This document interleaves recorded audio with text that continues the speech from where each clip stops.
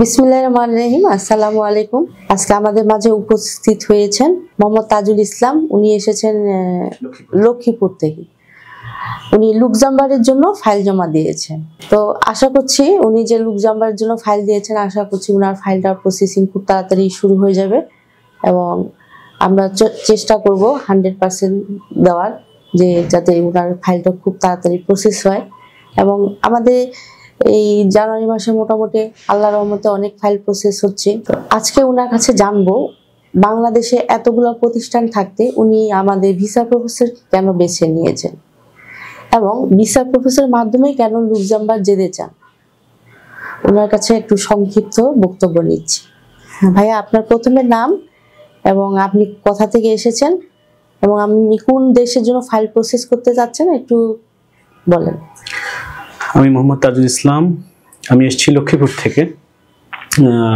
আমি file process করার জন্য দিয়েছি লুক্সেমবার্গের জন্য। তো দীর্ঘদিন যাবতই আপনাদের ভিডিওগুলো দেখি ইউটিউবে, সেই ক্ষেত্রেই আপনাদের অ্যাড্রেস বা অফিস সম্পর্কে জানা।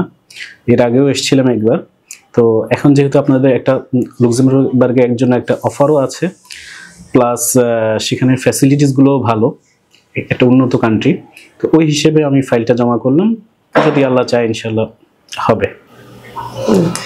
ধন্যবাদ ভাইয়া এত সুন্দর একটা বক্তব্য দেওয়ার জন্য। তো আশা রাখি ভাইয়ার কাজটা সফলতার সহিত হবে এবং আপনারা যারা এই ভিডিওটা দেখছেন অবশ্যই আপনারা দোয়া করবেন, আল্লাহ যেহেতু সহায় হয় আমাদের উপরে।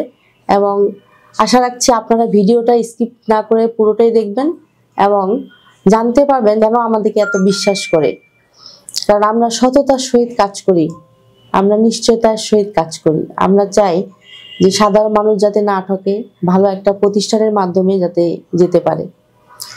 ধন্যবাদ সবাইকে। এর মধ্যে একটি ছোট কাজ, সেটা হচ্ছে উনি আমাদেরকে ফাইল জমা দিয়েছে লুক্সেমবার্গের জন্য। এই ফাইল আমাদের ভিসা প্রফেসরের পক্ষ থেকে আমরা একটি টি শার্ট গিফট করছি ভাইয়াকে। ধন্যবাদ।